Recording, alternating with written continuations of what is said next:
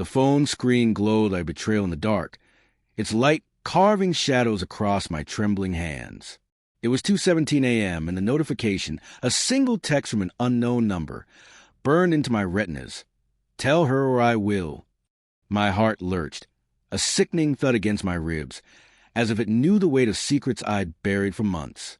The bedroom was silent, except for the soft rhythm of Claire's breathing, her form a shadowed curve beneath the duvet.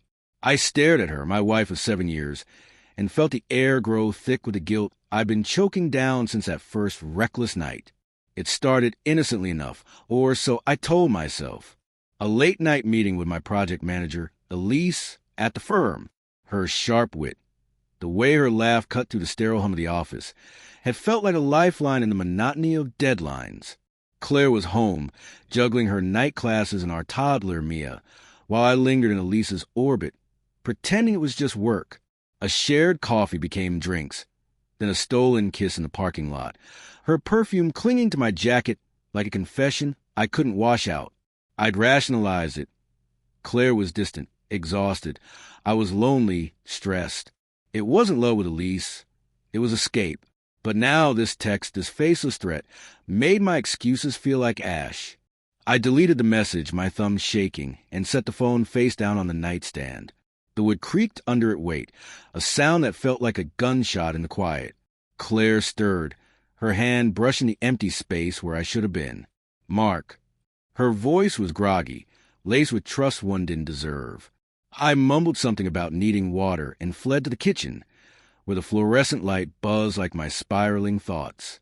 The fridge hummed, cold air spilling out as I stood there, staring at nothing. Tell her or I will. Who was it? Elise? Someone who'd seen us?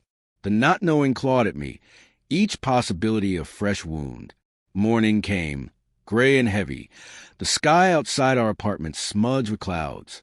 Claire was at the stove, flipping pancakes for Mia, her hair a messy bun that caught the light like spun gold. You okay? She asked, her eyes searching mine over the rim of her coffee mug. I nodded, my throat tight, the lie tasting like bile. Mia babbled, smearing syrup on her high chair, oblivious to the fracture growing between us. I want to confess, to spill every sordid detail and beg for forgiveness, but fear glued my tongue. What if she left? What if she took Mia? The thought was a knife, twisting deeper with every smile she gave me. The day dragged, each hour a slow drip of dread. At work, Elise avoided my gaze, her fingers tapping nervously on her desk. I cornered her in the break room, the smell of burnt coffee thick in the air. Did you tell anyone? I hissed, my voice low. Her eyes widened, then narrowed, a flicker of something guilt, fear, crossing her face. No, she said too quickly. Why would I? But her voice cracked, and I saw it. The lie mirrored in her. She was hiding something, just as I was. The realization hit, like a punch. Neither of us was clean.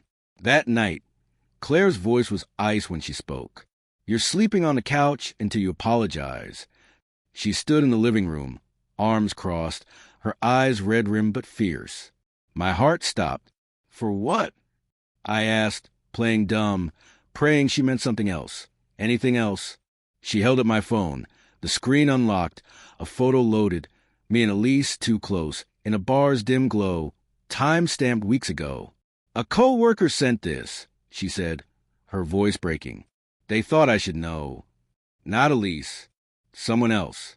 Someone who'd been watching. I opened my mouth to lie, to deflect, but her gaze pinned me, raw and unraveling. Don't, she whispered. Just don't. The room spun, the walls closing in, and I saw it all collapsing. Our life, our love, our family. I sank to the couch, the fabric rough against my skin, and realized the real betrayal wasn't just Elise.